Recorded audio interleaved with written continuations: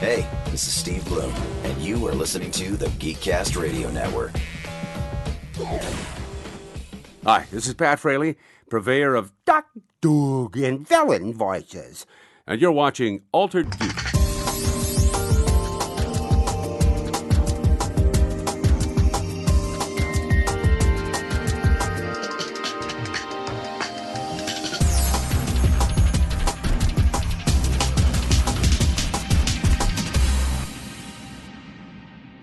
Hello and welcome to Altered Geek Unlimited, episode 46. I'm your host, Steve Megatron Phillips, and joining me, as always, is... TFJ and Mike. Hello. Hello. So, what's been new in your world lately? Since we're going to get into a bunch of fun TV-related geeky conversation later. Yeah, I got accused of trying to steal a car tonight. How do you get accused of stealing a car? Okay, so I'm going to try to make this story really short. Okay? Okay. Just look at yourself and then look about 5 feet away from you. My apartment is where you are. About 5 feet away from you is where I was taking my dog to do her business. About 20 feet in the opposite direction is the parking lot from where I'm standing. Okay. Having the dog do her business, okay? So I'm 20 feet away from my apartment building, and this SUV comes rolling in like it's going to do a damn drive-by with blaring-ass music, okay? And I'm 20 feet away from the building, and I can still hear the music. If I'm in a completely the place where I take my dog it's a parking lot, but it has a grassy area away from where the building is, and obviously I do still poop or scoop and all that crap, but still it's one of those things where it's away from my apartment complex. And I can hear this van, or this SUV, blaring ass music, so I figured the driver's sitting in there waiting on somebody to come out of whatever other building. I go up, I walk up to the vehicle. It has tinted windows. The windows are about a quarter of the way down. Even if I wanted to, I couldn't get my hand in this damn vehicle. I was just trying to see if there was somebody in it to ask them to turn the mother bleeping music down, because it's 10 o'clock at night and my mom is trying to sleep, and they're basically blocking the parking lot from any other cars getting out of the parking spaces, and their car is 5 feet away from my mom's bedroom window. So I can't even see. I just go to yell, and I'm maybe five steps away from the car. I'm not like right next to it, but I'm close enough to where I can yell into it. I said, "Hey, can you turn the music down?" Because I couldn't see if there's anybody in the stupid car. I go to walk away. I get 5 feet away from the car. The owner comes up. "I don't appreciate you being around my car, man, like you're going to steal it." I got my dog in one hand. I'm half crippled with cerebral palsy in my other hand. How the f am I going to steal your car? Why would I want to steal your damn car in the first place? All as I came over there to do was to say, "Hey, can you turn the music down, because it's 10 o'clock at night and my sick mother is in her room trying to sleep. Are you... I swear I hate people so much sometimes." And then the guy wouldn't, he kept going on, "Oh, well, get away from my car, blah, blah, blah. I live here too, blah, blah, blah, blah, blah." And he wouldn't even listen to what I had to say, drove off, nearly drove over my foot. Next time that vehicle's here, I'm definitely calling the cops. Wow.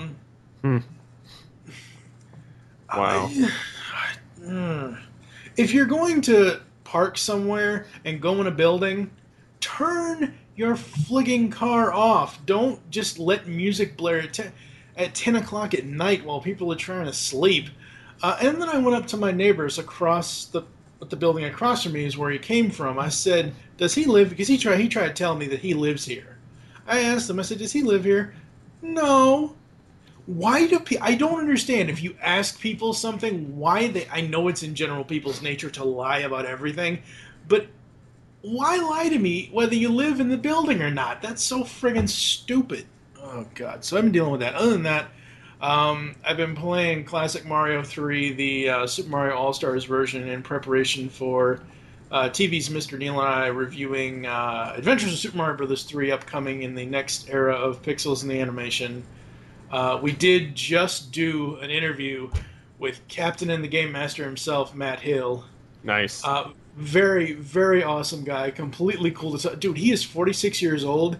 He doesn't sound it at all. Yeah, from the promo clip that you played earlier, I was like, wow, he doesn't sound any different. To begin with, I thought you were playing an episode clip. Like I was completely confused. Well, I was in the middle of editing it when we first started the call. I was in the middle of putting music behind it, and no, I mean that dude is awesome. Did you know that he was the voice of Raph in Next Mutation, and he was also the suit actor in the third movie for Raph? Huh. Yeah. Weird. Yeah, very weird, but awesome. I mean, the guy is amazing to talk to. He's so fun. He what? Oh, it was the Ian James Corlett interview we did, where I'm like, oh wow, you're Cheetor. He's like, yeah, I am, because a lot of times I don't expect the voice actors' regular voice to be whatever character I know them as, and I wasn't I was expecting Matt to have to put on the voice of Captain N, and it's just his voice. And what's so weird, right before we had the interview, I caught a clip of him on one of my movie channels that I get in Shanghai Nights, I believe. Shanghai Nights, Shanghai Noon, one of those Jackie Chan films. It's Captain and the Game Master in Western wear talking to Jackie friggin' Chan. And I'm like, dude, that's Captain, and he sounds just like he did 20 some odd years ago. It's crazy. It's awesome, but it's crazy. So that was really fun. I'm having a blast doing the pull bag. We just released the Turtles, the IDW main Turtles series review for Secret History of the Foot Clan.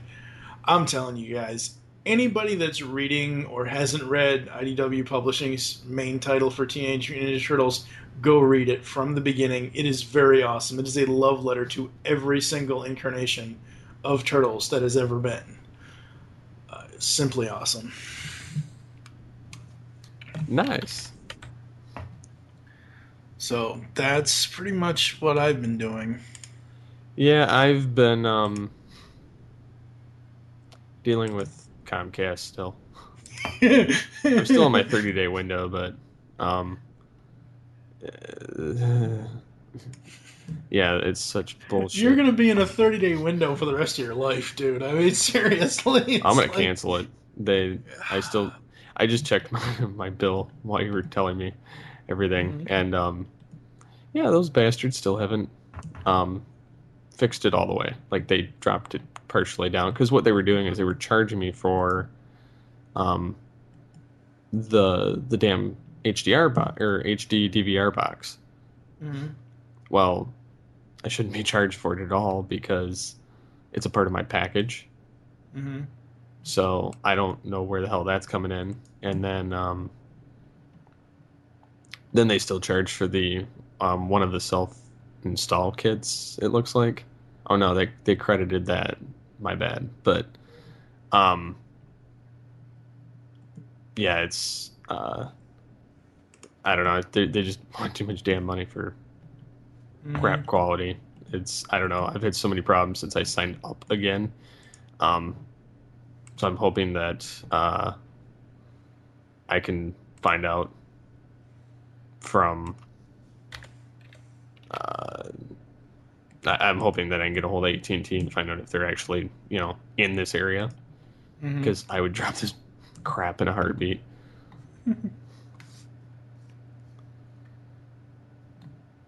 So that's partially what I've been doing. There's a change going on with another podcast on the network, which I'll wait to reveal. More so, it's a title change and an art change than anything else. It's not actually a content change. Yeah, the content will remain the same, as will the people involved and everything else. It's just a title change to make it make a little bit more sense and kind of not have a double acronym. Yeah. So, but or an acronym that says You know, that could It's have been been a done week. actually mentioning the podcast. What? I didn't say anything. Yes, you did. You full of shit. It's not like I said we spent. You're such an ass. Oh, come on. I'm just having fun. Yeah, you're such an ass. Come on, with all this stuff that I've been dealing with today, come on, I gotta have some sort of fun. You can have that later. There's better conversation. Weekend at the comic book store, weekend at the sporting event. You're fired. Weekend Get at off the call. Weekend at the NBA Finals.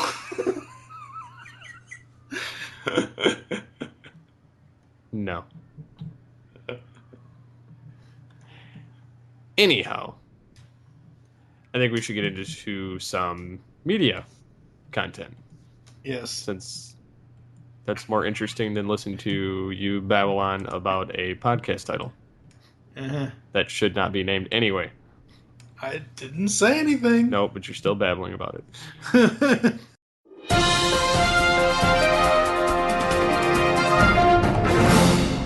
So, have you seen that? I kind of put it in there too, but there's this video of Andy Serkis on Conan. The only reason I watched it, because, like, don't get me wrong, I don't care for late night TV at all. Like, some of it's okay. I like Jimmy Fallon, but that's because I've watched him since Saturday Night Live, so it's not. I didn't follow him on the Late Show or anything, but I find his personality entertaining, so I can stomach his show. But Conan's kind of hit or miss. It's more I'd rather watch him than Letterman. But anyways, Andy Serkis was on there, and he brought up the fact that, what would it sound like if, and played the general fan, what if this person talked to this person scenario. So he channeled Gollum and talked to Caesar from Planet of the Apes, and had them have a conversation back and forth, and it was quite entertaining. And it's funny because seeing his facial reactions while he's doing it just makes it so much more entertaining. I miss Johnny Carson. I really do. Late night TV. As much as I used to like Fallon on like Weekend Update and stuff like that, I don't care for his late night style. Seth Meyers is just god awful. His show, what's funny is certain pictures I've taken. People have compared his look to mine, which I can see it in some regards. But he's so freaking dry compared to like Fallon or any of the other hosts. Like, I would rather watch the British guy that's on the other station, like on the other local stations. You mean Craig Ferguson? Yeah, Craig Ferguson. Craig Ferguson's he's funny. cool. He's funny, yeah. But Seth Meyers isn't. No, Seth Meyers is good for impressions. That's what he's good for. But no, I haven't watched late night. Like, I really did try with Jimmy going to Tonight Show. I've seen his late night show or after Tonight Show or whatever the hell it was called. I don't even remember, late night or whatever. I had seen several episodes of that over the years, but I prefer him in movies than I do on or on SNL than I do anywhere else. And his Tonight Show it's a Tonight Show for this generation. It's not a Tonight Show for my generation, because the Tonight Show for my generation is more so having a conversation with the guest of what you're currently doing, maybe a few other off topics, and then whatever. I just can't get in. And Conan, oh god, I just don't like that guy. It has nothing to do with his show. I don't like him. I don't like his style. I don't like his... everybody always complains about J.J. Abrams and lens flare. Conan is my lens flare for late night comedy. No, he has the hair flare. Well, yeah, that's what I'm talking about, the hair flare. He always has to, brush up his Donald Trump-esque toupee or whatever the hell it is, or get in the camera's face. And it's like, oh my god, how is that funny? It's not. But no, late night's not my thing anymore. It really isn't. Yeah. So, anyways, had you watched the video? No. Roundabout way of getting back to the topic. No. Okay. I think you should. It's kind of funny though, hearing, because he does the the Gollum Schmeagol conversation against Caesar, and then I learned some things I don't do when I do the voice, so I now know what I need to add.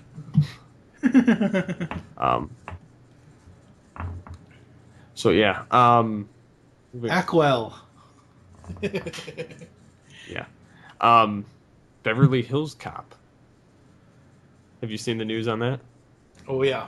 I am psyched. Oh yeah.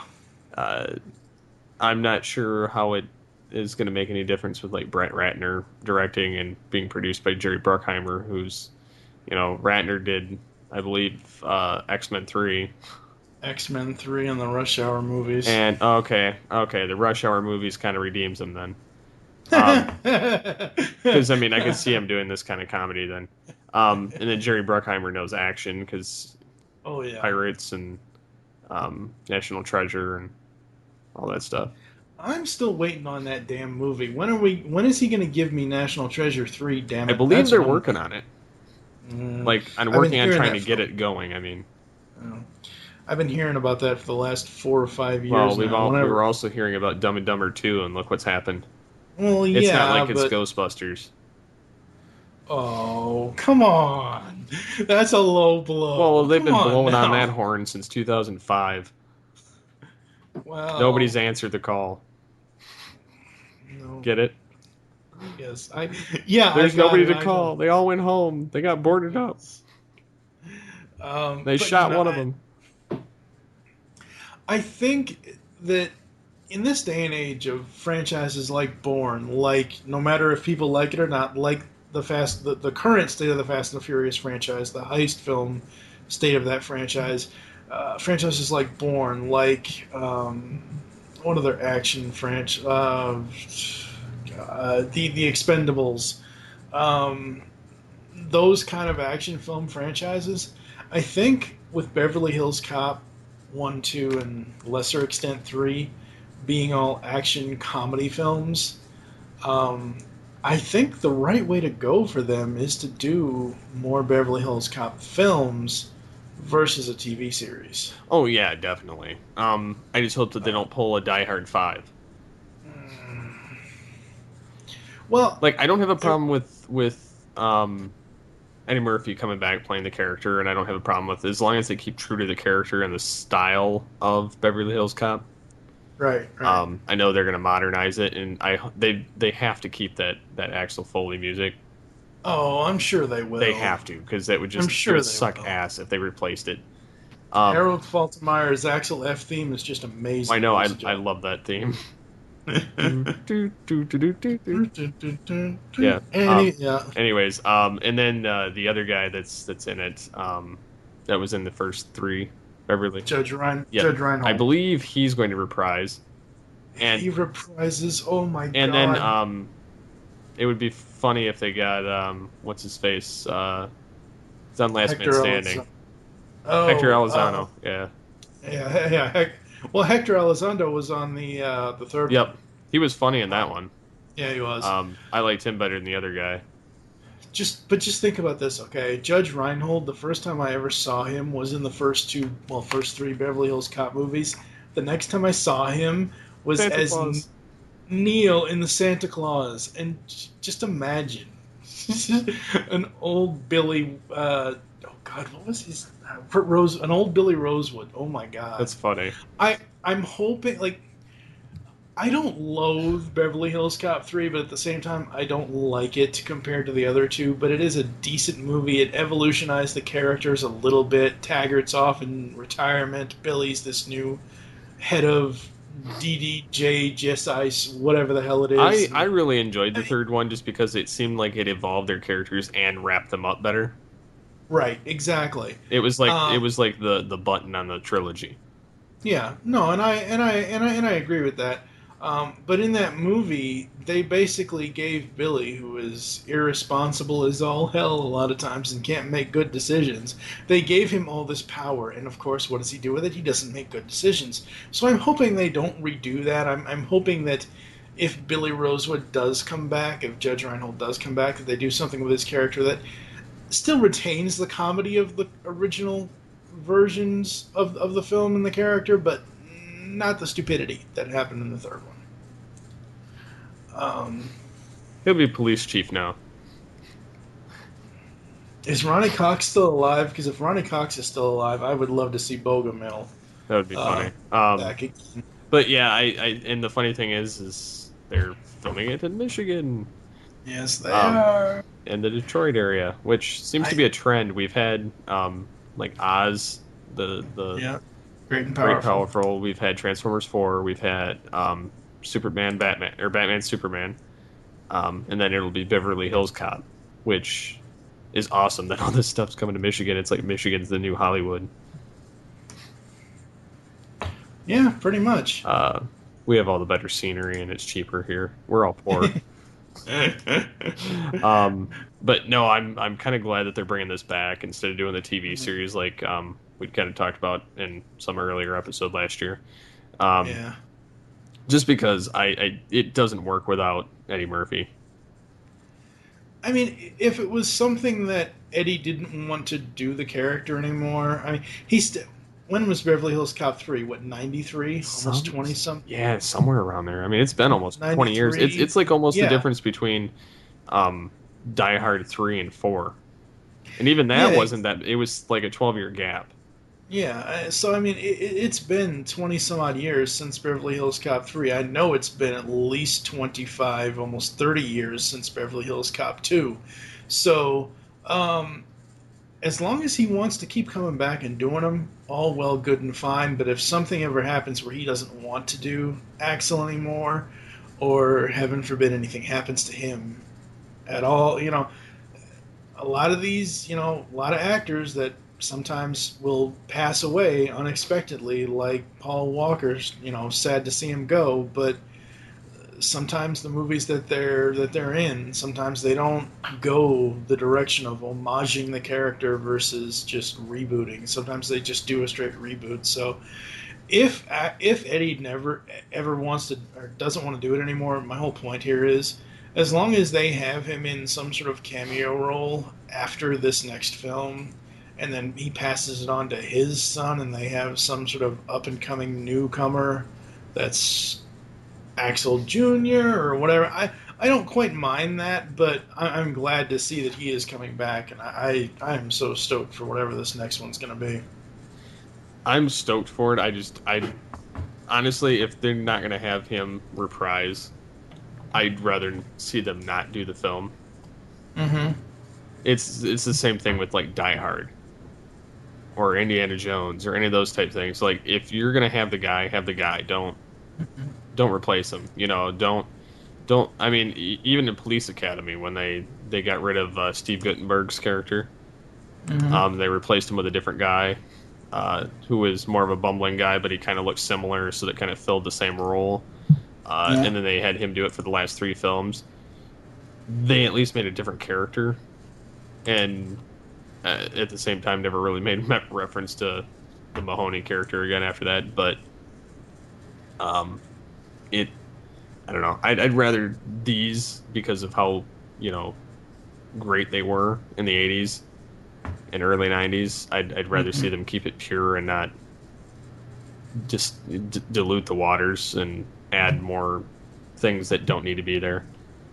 Kind of like, I mean, you look at Die Hard 4 and 5. 4, I would argue, is pretty good. It's like a modern evolution of the Die Hard films. Okay. Die Hard 5, batshit terrible. Should have never been made because, one, it's in freaking Russia. It has nothing to do with, like, he's just randomly there because his son's there. And, and at the same time, like, that entire film, the John McClane character was phoned in compared to Die Hard 4, and all you hear him yell pretty much through the entire film is Jack, Jack, and his son in the character. You know, and it was terrible. And so, and by adding that dynamic, I mean, look at Indiana Jones 4. I mean, they added Shia LaBeouf, and it buffed right down to the toilet. So, the only good thing about that movie is the ending. And I don't mean that because I wanted the movie to end, but I mean what happens at the ending with referencing Sean Connery's character. but I mean, I haven't physically seen it yet, but I haven't finished watching the other Indiana Jones films, which I know blasphemy on me, but I haven't gotten around to it. I've watched so many other movies that's kind of sick.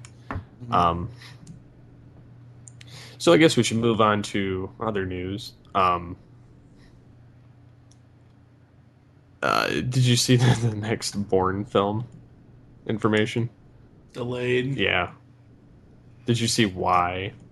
Damon. Yeah, they might actually get him back. If they get him back, great. You know, that's fine with me.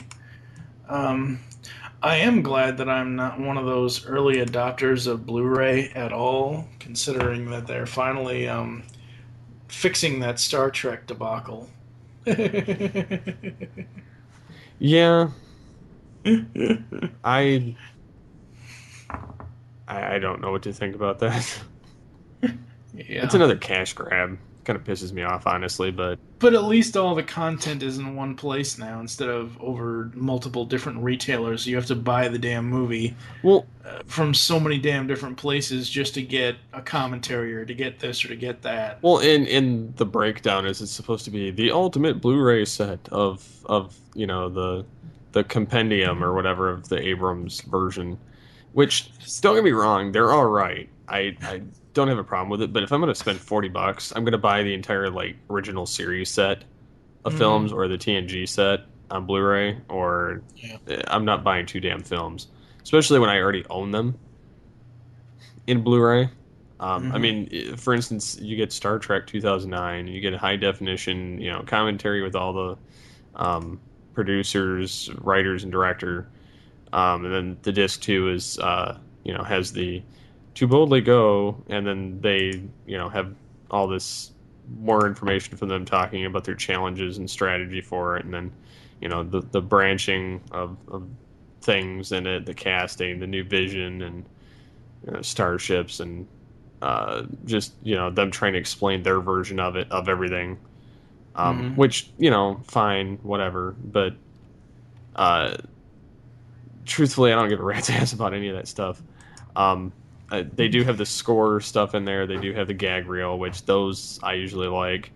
I mean, I like some of the behind the scenes stuffs. I just don't care when they're sitting there talking through my movie.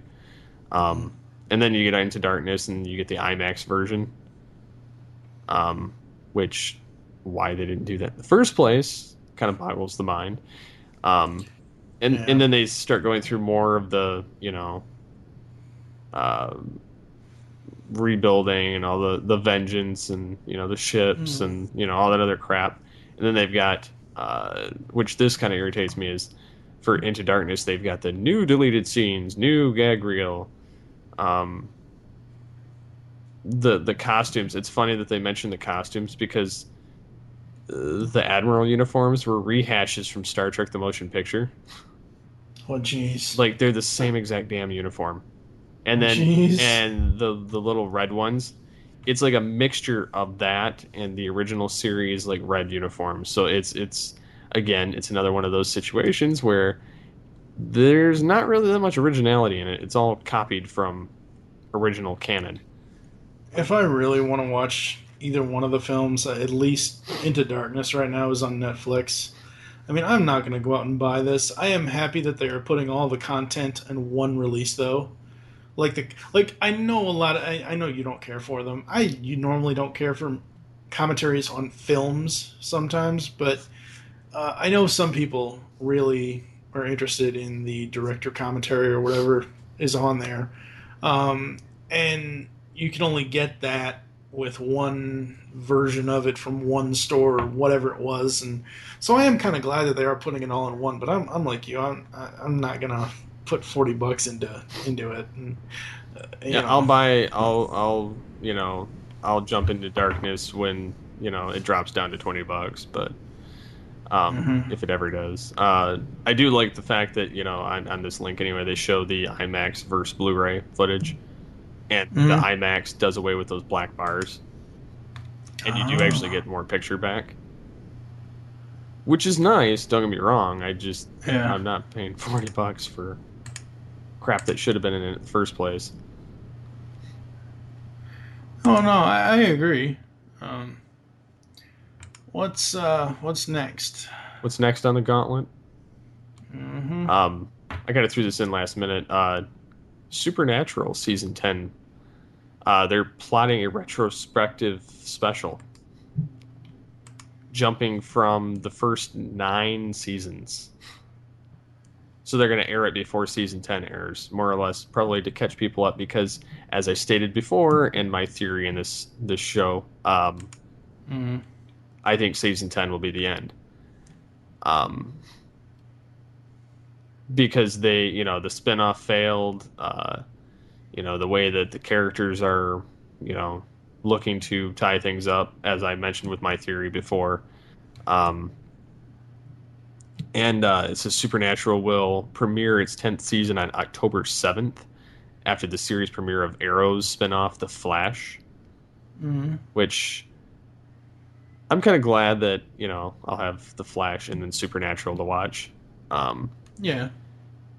And then it says on October 6th, they'll see that 9-season retrospective at 9 p.m. I think, I'm assuming Eastern time, because that seems to be the main one that everybody goes by.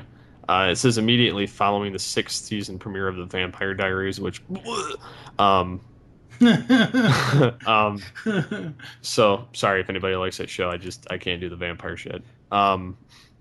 Wave at Michael Powers. I know. And it says that the guy that plays Crowley will finally, for season 10, become a series regular, which makes sense with my theory. Again, because, Angel with Sam, Demon with Dean. So, but it's going to go through the season 9 finale, and this is the CW has also committed to developing another spin-off to replace the failed Bloodlines, because they're trying to grasp at straws to replace it, instead of just making like a Wonder Woman show or making a Cyborg show or Green Lantern show or something, jumping into another character instead of trying to milk this. I think people are kind of done with the supernaturalistic stuff, which is why a lot of it's going away and not coming back. Everybody's jumping to superheroes now. Yep. Which, again, I don't have a problem with either way. I just I don't like generally spin-offs of shows, whereas Arrow, I think, did it right with using Barry Allen in the show and then kind of, growing him through episodes. Plus, everybody knows who the hell he is. Yeah. When you looked at Supernatural, the characters were ultimately unlikable, and it was, I don't know, it was kind of a boring episode to be a pilot that they had in there. But yep, in Comic-Con 2014, they're supposed to reveal their information on season 10 and whatnot. So interesting. Yeah, there's so many things that are called Comic-Con nowadays. Since Comic-Con International has a Comic-Con in every damn city, it's kind of like, hey, wait, didn't that oh no, you mean the real Comic-Con, the one in San Diego? Okay. The SDCC? No, I was talking about the C2E2. No, I meant NY Comic-Con. Oh shoot, which one are you talking about again? I guess I'll bring up the Transformers Hall of Fame this year. Yeah. Simply amazing. It's 1986 all over again, ladies and gentlemen. Because on the fictional side, Hot Rod, aka Rodimus Prime, and RC got in.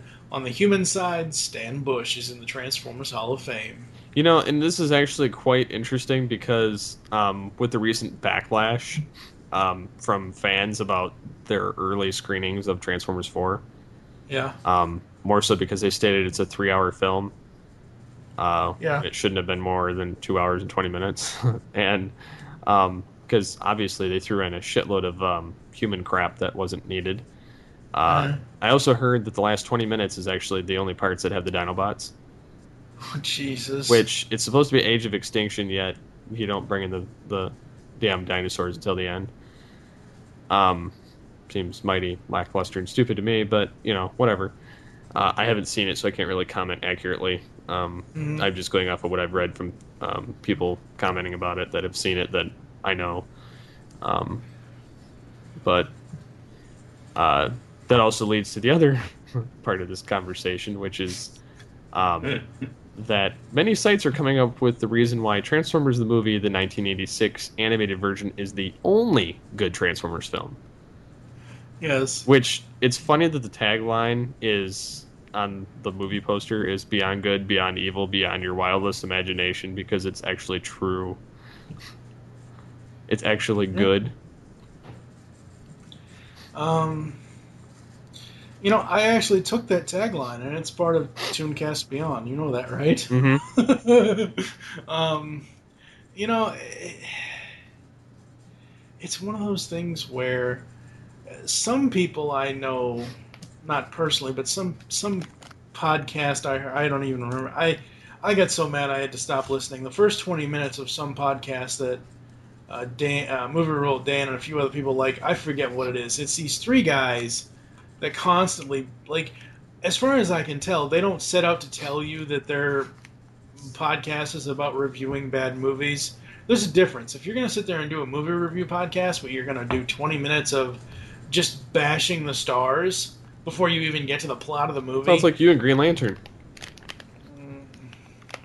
No, it's like 10 minutes. But anyway.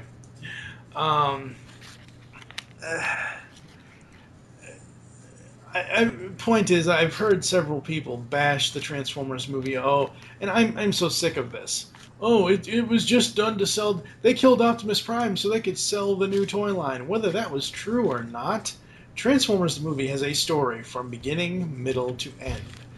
There are some things that are very nonsensical in it. I will admit that. But out of everything Generation 1 related, it is the best thing we've ever gotten. It's the only thing Generation 1 I can still watch all the way through and not fall asleep. Okay, then. What else are we talking about? What is... okay. I assume, since I looked at this link, I assume you're applying to this. I hope you get it, but because I want to support you, man, but I'm sorry, I could not support King of the Nerds. I saw that on TBS last year, and I'm like, oh my god. Well, the thing about it is it's not really even fully that. Yeah. It's a stupid reality show. Let's be for real. Yeah, but that's what I'm saying. I saw that, and I'm like, oh. Again, they overinflate people's personalities, Mm-hmm. which is any reality show. Yeah. And then they pit them in things that, or situations that may or may not actually go with anything that they know about. Mm-hmm. Despite the fact that, you know, it's what it is. And then they give them these weird, I mean, I'm sure some of them are weird, but you know that a lot of that's played out. As far as, you know, personality. I mean, I'm sure some of them really are that way, but I'm sure that it's extended. But no, I mean, I figured, hell, why not? I just came across the link the other day, and I was like, I think I'll give it a shot. Never know.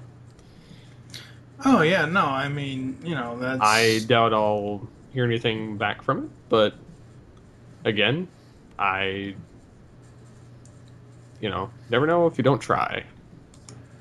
Absolutely. So I'm going to make a video after recording this and submit it, and if it actually sees the light of day, then great. If it doesn't, then I gave it a shot. break a leg. Mm-hmm. The funniest thing about King of the Nerds isn't even the reality show itself. It's who's in the show as the host. Oh, I know. It's the You got Revenge of the Nerds. Yeah, it's the Revenge of the Nerds guy, Robert Carradine. But the strangest thing is, I didn't recognize him because of those movies. I recognized him because he was Lizzie McGuire's father on the Disney See, I Channel. recognize him for the other reason.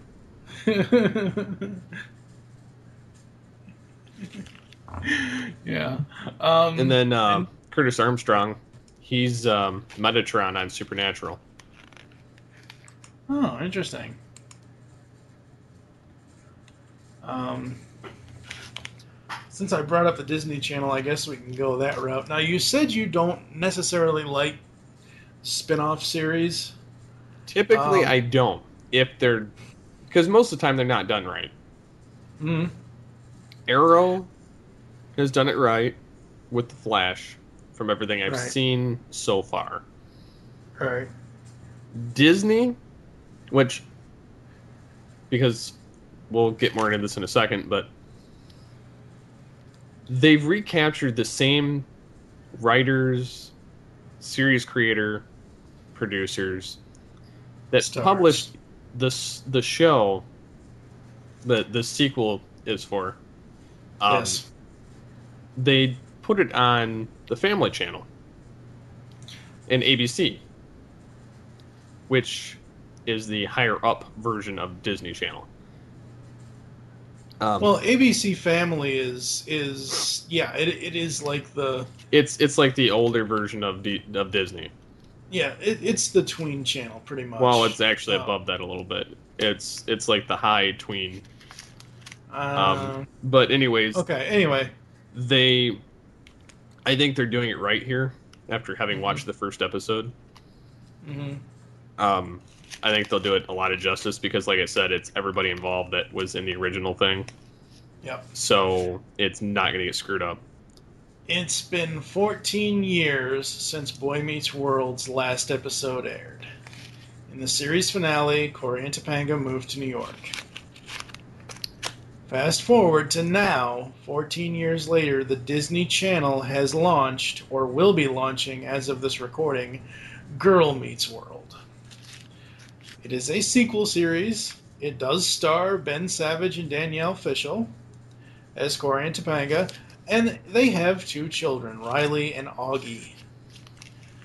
They are in New York. Corey is now a teacher, and Riley is his seventh grade, right? Yeah, seventh grade age daughter. Now, I've been stoked about this ever since I saw a promo on the Disney Channel YouTube page, because, let's face it, Boy Meets World captured a lot of hearts. That show was amazing. Boy Meets World was to the 90s as the Wonder Years was to the 80s. Well, it's got the same brother. Well, Fred Savage and Ben Savage are brothers, but yeah.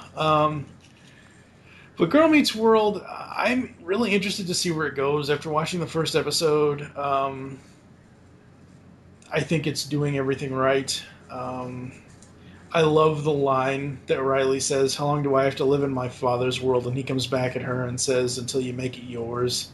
I love that line. I love the end of it. Well, I love the well, Go ahead. because obviously we can't do a full-on review Yeah.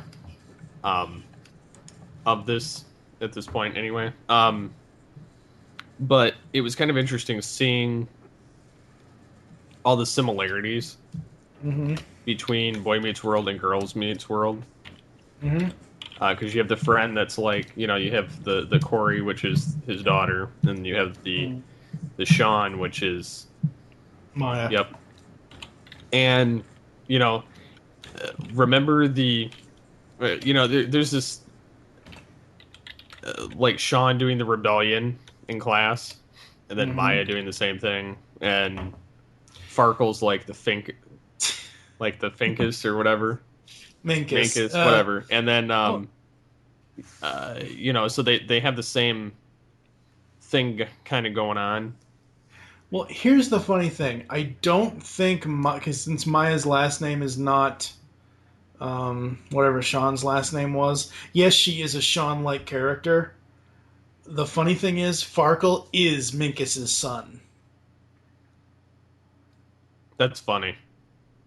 And I do know from doing research online that William Russ, Betsy Randall, Corey's parents, Alan and Amy, Sean, and I believe also Minkus will be returning as guest stars. I don't know how often. I know but I do Harley know. Kiner is going to be back. Mm-hmm. He's the janitor at the school. Yes. What really interests me about the premise as far as Corey and Topanga's angle is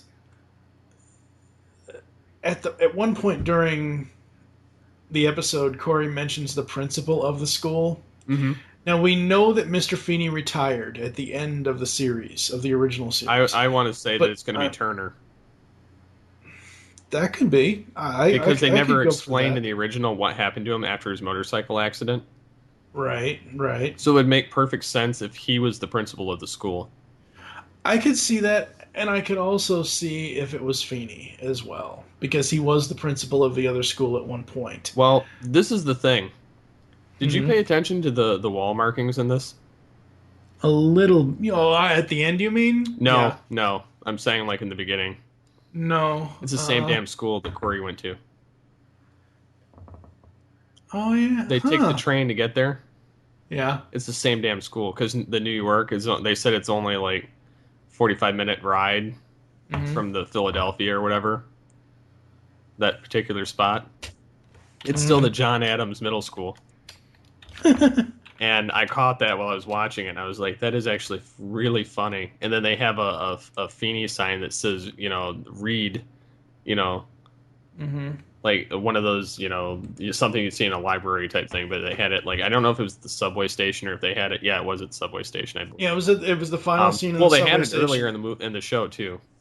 Yeah. But it was funny because I'm seeing all these similarities to the original show in this, and then I'm like, some of this has played out before in Boy Meets World, which made it that more enticing because it's happening to Corey. Yeah. See, that's the thing.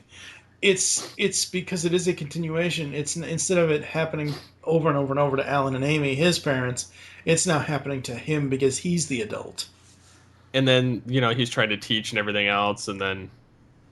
And it's funny, and then some of the quips that go between Corey and Topanga in the show, and like they haven't lost their chemistry as actors playing those characters. No, and she said this one comment. Well, the thing is their chemistry that they had towards the end of Boy Meets World. You can definitely still feel that vibe. Absolutely, that's especially in that smartass comment that Corey said to Topanga, or Topanga said to Corey, and Corey says, "Well, you let me do it." Yeah. I think the line was, "Let's get married," you said. "Let's have kids," you said. Well, you let me do it. Yeah. But yeah, it was great. And then the end where she kind of reclaims the world kind of thing, or starts taking on her own world, and you actually see Feeney. Yeah. Which was great. Like it was like in a passing kind of thing, but of him imagining it, but. Well, yeah, because he looks. They're in the subway station. And you have younger Feeney with a poster. And they're in the subway station. You have a stay in school poster with George Feeney on it. And then you have Corey looking at the poster and then imagining Feeney being there. And he just has that one line. I don't know how often or if he'll come back. William Daniels looks... He looks old. Old in that shot. But I do believe that there is going to be a recurring role for him. I'm trying to see here. I think that they're all going to be there to a less, give or take. I think that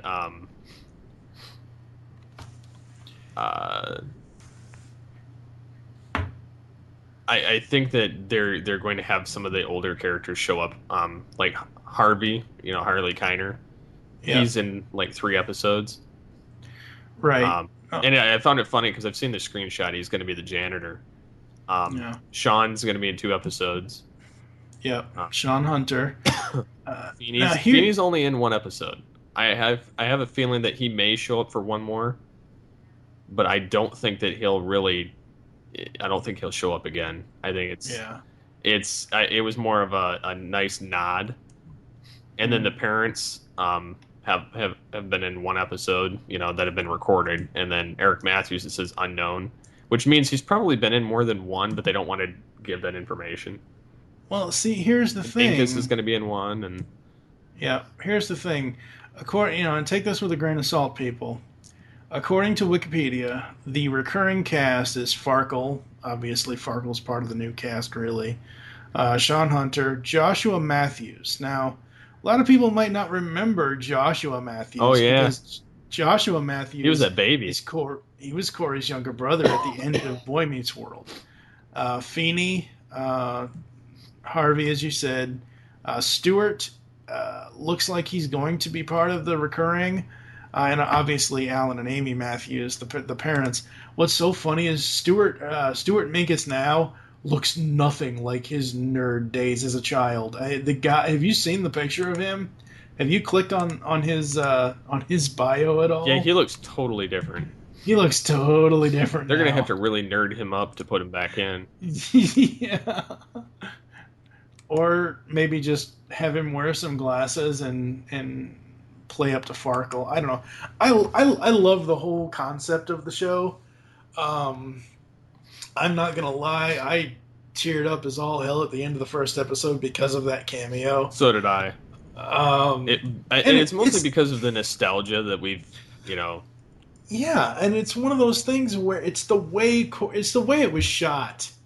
It was those angles and the way that their facial features. It wasn't even that. It was the way the final shot is before Feeney disappears from Corey's mind. They have a shot where it's Feeney leaning up against the poster, and it's the back of Corey's head to the camera. I've got a picture of it. I'll have you throw it in the poster. I have it too. I screenshotted it too. It's just one of those things where it's like, oh my God, they are doing everything right with this series. Boy Meets World itself was, in the first season, it was the grade school years. Seasons 2 through 5 was high school, and then seasons 6 and 7 were college, and then adulthood. It started out as a really fun comedy that tackled a few young kind of grade school kid issues. As it grew, it tackled a lot more, not necessarily controversial issues, but complicated issues, I'll say. The whole storyline with Sean's father and everything else. So I don't know what's going to happen with this, but I cannot wait until more episodes. I'm loving it so far. And how often do you actually get to see actors reprise a role? Not very. Over a decade later. I mean, and when I say that, not in film. Yeah. And I mean, you may sometimes see it in animation. It happens, but in TV, you generally never see them play that character again. No. So I mean, to me, that's like the ultimate nod. And then I like the fact, like I said, that it's the original creator and series writers and producers and everything. So, well, see, that's the beautiful and I think thing. that's why it still captures that essence. Absolutely. Well, and that's the beautiful thing, because Disney owns ABC and vice versa, or whatever it is. I don't know who owns who. I think it's Disney that owns ABC. Yeah, Disney owns ABC. Disney owns everything. Yeah.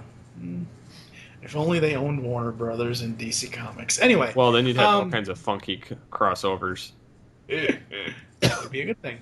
Anyway, because it is Disney, because it is ABC, that's where Boy Meets World originated, was ABC. Mm-hmm. And, having it be on the Disney Channel brings you a new audience, but it also brings people back like us that have watched the original show. And it's that heart that Girl Meets World is going to last on the Disney Channel. I don't know for how long, but where if it was on ABC, it might not catch that kid kind because ABC has gone way towards more adult programming now. Um, they don't do TGIF anymore, or any of that kind of stuff. Um, and I think Girl Meets World is going to at least last one season for sure. I know, and then maybe a second. I hope a third. I think the show has a lot of potential, even if it does repeat the format of the original series of grade school, high school, Well, I adulthood. think that would make sense for this because they've done that in every Yeah. other Disney show. I mean, that's just a logical progression. You can't have them not age. Yeah, But it will also. I mean, I know that some of the storylines are going to get reused, and there's going to be a different twist to it, but it's going to be similar. And then because it's going to be the reaction of Corey having to deal with it, instead of him and Sean originating it. Plus the unique dynamic that it's his daughter. yeah. Like Oh, yeah. when he dragged away the boy that she liked, and then Yep. he says, "Have you ever been to Mexico or whatever it was, or Texas?" It was Texas. He says, "Come on, let's go," and then he wheels him out. I mean, so I mean, it's nice. This was a little bit before your time, but well, you'll remember one part of this reference. You won't remember the other part. I was really surprised to see Jackie Harry as a guest in this on the subway. The lady on the subway Mhm. when she's like, "Here, this is for you," and she picks Riley up and sits her on the boy's lap that she likes. Jackie Harry was the mom from Sister Sister. Yep, I in the remember that. 90s. That's what I She- thought when I saw her face. I was like, "That's funny." She is also originally I first saw her back in the 80s as a child on the series 227. Hmm. Very, very.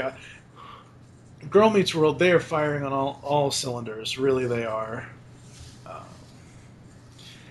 And I guess I'll bring this up briefly. I'm still in the middle of writing this up a little bit. Rizzoli and Isles on TNT is a police procedural starring Angie Harmon and Sasha Alexander. Most people will remember Sasha Alexander from her time as Kate Todd on NCIS with Mark Harmon. But it's a TNT police procedural, and it's based in Boston, so obviously I'm from Boston. I love it. But when I first started watching this show, I was like, oh, hey, wait. That's the famous Jet Jackson. He's all grown up. They had Lee Thompson Young as one of their stars on Rizzoli and Isles, and sadly, last year he committed suicide. And they had taken a while to take care of his character on the show, and this past week they really did. And it wasn't just because they had worked with him for the 4 previous seasons on the show. So when Angie Harmon was reading the eulogy as the character on the show, it was like it wasn't just the character reading a script; it was her and the cast having emotions. Lee's going to be sorely missed. He was a great actor, but it just kind of surprised me that a former Disney Channel star ended up on a full-time kind of other network drama thing versus what we would normally see him on at the Disney Channel. And may he rest in peace. But it was a great way that they dealt with the character on the show. Absolutely love that. What else have I been watching? Been watching Turtles. Turtles has been doing fairly well.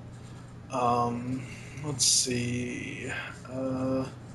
Coming up this coming weekend, they are going to be doing Trans 4th of July on the Hub. They're going to be airing multiple different versions of Transformers over the years. I think this is the first... I could be wrong about this. I'm not looking at any info, but I think this is the first time ever the Hub is going to air Transformers the movie. I could be wrong. I don't know. I've only had the Hub a couple of years now. But they're going to air that. They're going to air Rescue Bots. I think they're going to air a few other G1 episodes sometime between 11 a.m. Eastern and 2 or 3 p.m.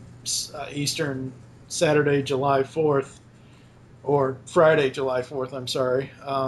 They're going to have a sneak peek of next year's Robots in Disguise. I wish I knew what time this was going to be on, because I can't DVR this entire thing. it's a Friday afternoon. I might not be doing anything, so I might be able to watch the whole thing, but I don't know. So I'm just really interested to see that preview of Robots in Disguise for next year. Yep, I'll probably tune into that. Well, not on the hub, but after the fact. Yeah. I don't have the hub. Pretty sure I won't have cable, but It's Comcastic. it's comprastic. It's craptastic.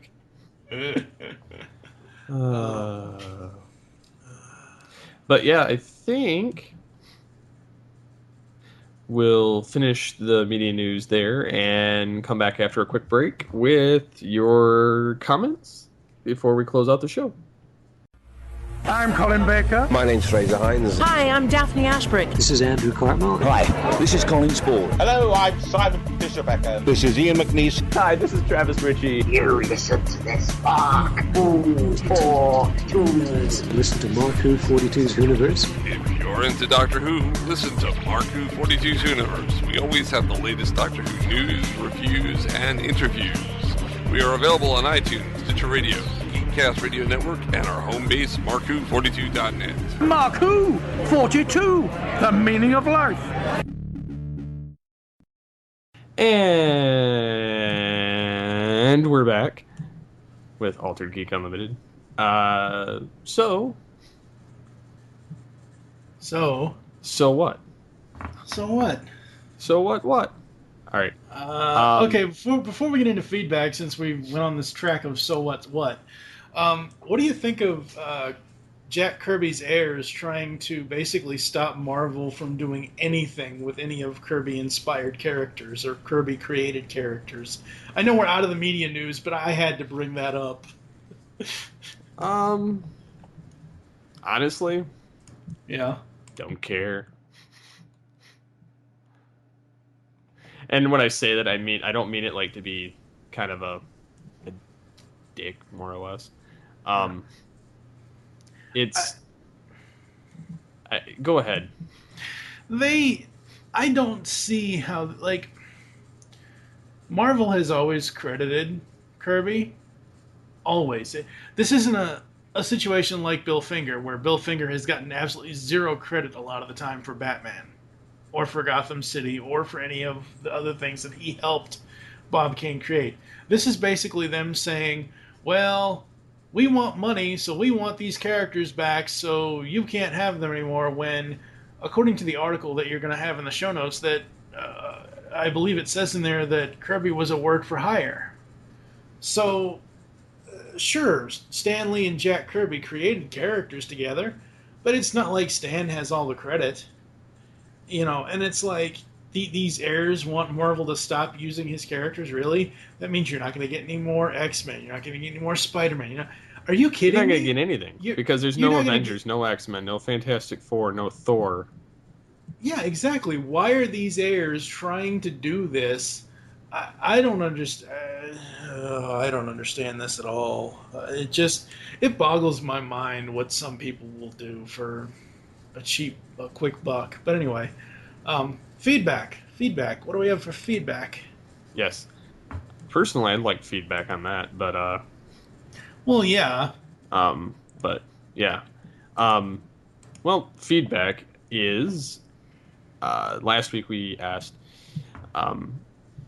what is a thing you'd like to see come true that was invented within a geeky show? I don't know if I actually mentioned that in the show or if I wrote it after the fact. Probably wrote it after the fact. Mm-hmm. But it was answered a little bit. King of Kong says, I'd love to see the TARDIS come true. One of my all-time favorite science fiction inventions. And then Superfilm Fan 98 says, I'd only be okay with the TARDIS existing if we also have a Time Lord to make sure it is used properly. Otherwise, we would have chaos.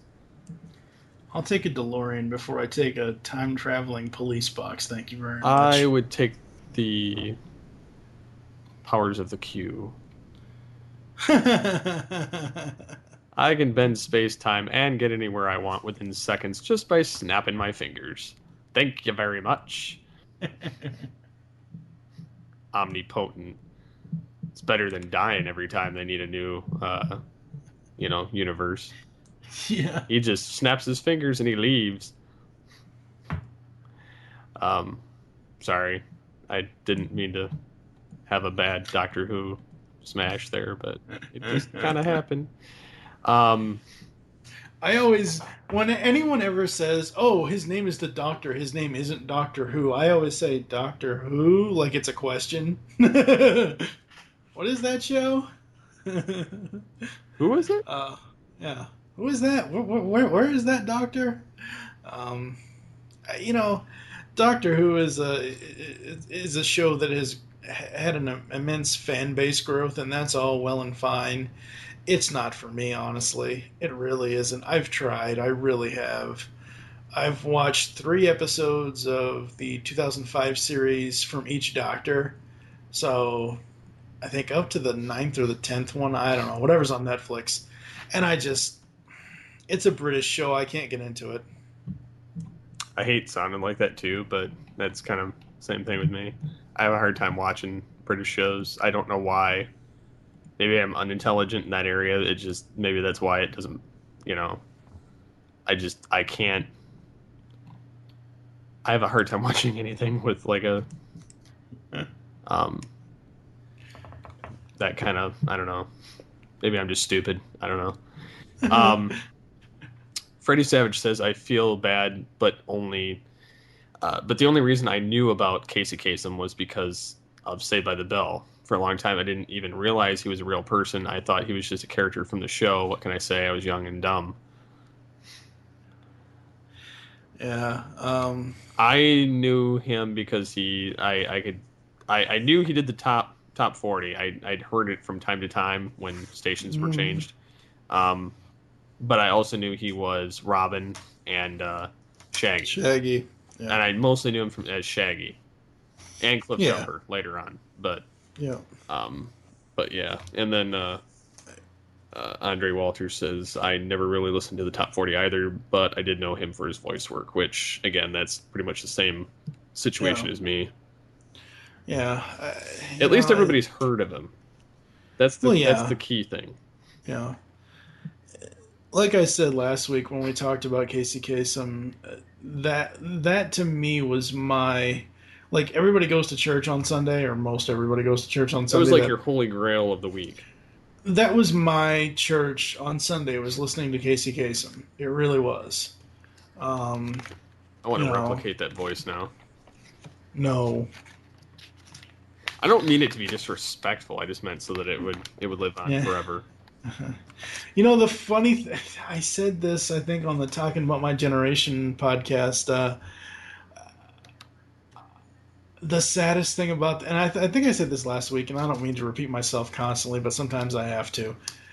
I wish that his illness had not taken away his voice, because as soon as I saw one of the ripped apparel designs, the one with the cassettes on it, the t-shirts that I have, on it says, instead of Time Life Music, it says Prime Life Music. I would love to hear a Casey Kasem voice saying Prime Life Music. That would be so You'd like amazing. him to just go up and go, this is Prime Life Music. Yeah, pretty much. No matter how you knew him, as long as you knew of him, that's really all that I'm getting at, people. The man was among the he will live in the stars as a voice god. Mm-hmm. Absolutely. And what else are we doing in this episode? Well, I think briefly, because I noticed this was off the cuff. Mike Powers said he. Because he was talking about the Battlefield hard lines. I actually got beta access to that. Did you? Yeah. I played it. Yeah. Didn't quite care for it. It kind of reminded me of it gave that I almost wanted to say Grand Theft Auto vibe, but it didn't. Something about it just rubbed me the wrong way. It was almost like playing Call of Duty mixed with something else. Like the graphics were kind of jarring compared to like Battlefield 4 or something like it. I have my graphics, like I have good ass system, and it looked kind of choppy to me. My Unreal Tournament 3 looked better in most cases. Wow. And I don't know. I didn't like how it ran from the browser. It wasn't just an application. It was an application, but it ran through the internet browser. I don't like that. I got it through Origin or whatever because that's how you had to get it. They had 2 different levels you could try out, like Heist and something else, and I played both. It was all right. I mean, I tried out the machine gun thing, and then it like jumps. I had to reconfigure all my keyboard stuff so that I could actually move and shoot good. And then I switched to a sniper rifle, and I was doing a little bit better picking stuff off. But because of how high you have to go to some things, and some of the lighting was kind of goofy, and people were picking me off pretty quick. Yeah. But I mean, it was all right. It was kind of weird because it's not military, it's cops. So like you have these like terrorists. It's almost like watching 24 attacking regular cops. The terrorists attacking cops, because that's pretty much what it was with trying to get the money from the banks. And you could drive the motorcycle, you could drive a helicopter, you could drive a cop car. And now, don't get me wrong, it's like a Dodge Charger, so that fucker moves. And it was nice, and I plowed through like other cars, blockades. I hit some poles and blew right through them, but and other cop cars, and it does damage the car. But I didn't like it. I uninstalled it. See, that's my problem with this new Battlefield game. Is you said it right there. It's like terrorists versus cops, or cops versus terrorists. When I think of a Battlefield game, I think of like 1942 or Battlefield Vietnam or something that isn't. Well, they have Battlefield 4 out right now, and that's right. And that's like more modern. If it's right, but that's what I'm saying. Like when I think of the Battlefield franchise, I think of like 1942, like Vietnam. They're reenacting actual wars or maps from actual wars that we have had in our history as a country here in the U.S. So that's what I expect from a Battlefield game. I don't expect Battlefield Hardline to be spy versus spy or cops versus terrorists. Like if it's cops versus terrorists, or if it's the military versus terrorists, go have it set in Iraq. Don't have it set in L.A. or wherever. I honestly don't know where it's set. I've only seen the trailer to the game, and what I saw, I just didn't really care for. Yeah.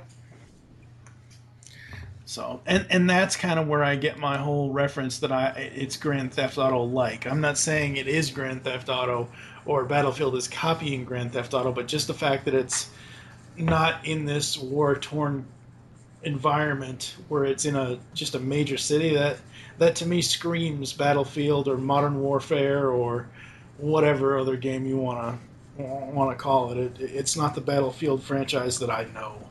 And at the same time, I'm probably not going to play it because I don't have a system right now. I have a computer, and I mean, hell, it takes 2-3 years for a PC port to ever happen on any game. So, it's not like I'm, crying over spilt milk here. I'm like so upset about it not being a traditional war game that it's going to make me go out and do something stupid. But at the same time, I don't know. What else? I'm trying to think. BotCon was this past weekend. Yep. I did watch majority of. I actually went back after it was not live anymore, and I watched the 3 videos that Shout Factory put out. 30 years of Transformers in 3 days. What they basically did was Brian Ward was on the floor at at BotCon for Shout Factory. He had interviews with David Kay, he had interviews with Susan Blue, talked to a bunch of the con cosplayers and other con attendees. My friend Mariah Baby, she was on one of the HETFs talking about cosplay or something, Transformers cosplayer. She was on one of the episodes before. She was actually in the video, so that was pretty cool. And throughout this, like in between, what Shout Factory did was they showed episodes. and bonus features from all of their Transformers DVD content that they've released so far. So they showed several G1 episodes, they showed several Beast Wars episodes, etc., etc., etc. So it was a really cool little fun online event to kind of, for those of us that don't go to BotCon or can't go to BotCon, it was kind of a nice thing that Shout Factory did doing that. I thought that was pretty cool. Yep. Other than that, I think that's about it for this week. Yeah, I think so too. I got a new cell phone this past week, but yay! AT&T. No more sprinting. Yeah, No more sprinting to no service. Yes, exactly. Yeah, I got AT&T. I got the Galaxy S5. It's actually quite nice. Awesome.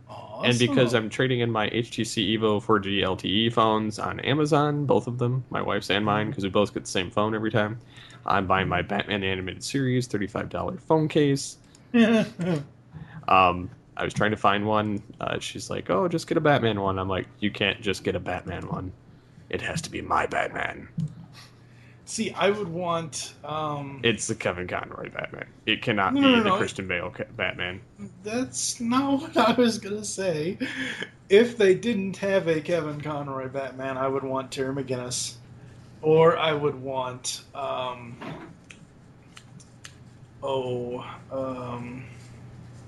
Nightwing. So, yeah.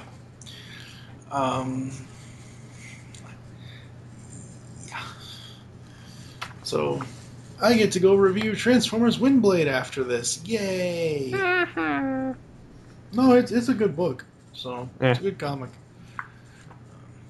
Yeah. But, yeah, I think that about wraps it up this week. So, thank you for listening to Altered Geek Unlimited. You can get a hold of us in the following ways. You can call the voicemail line, 502-526-5821. You can email us, feedback@geekcastradio.com. You can visit the episode post on the website. You can find us on Facebook fan page by searching Geekcast Radio Network. You can get a hold of us on the Twitters at Geekcast Radio, #AlteredGeek. Contact myself at SCP21 and you, sir. TF2 and Mike. So, I guess if you'd like to give some suggestions for next week, then we'll go ahead and try and talk about something different, something that maybe you guys want to talk about. But anyhow, as always, get altered, get geeky with the Altered Geeks. See you next time.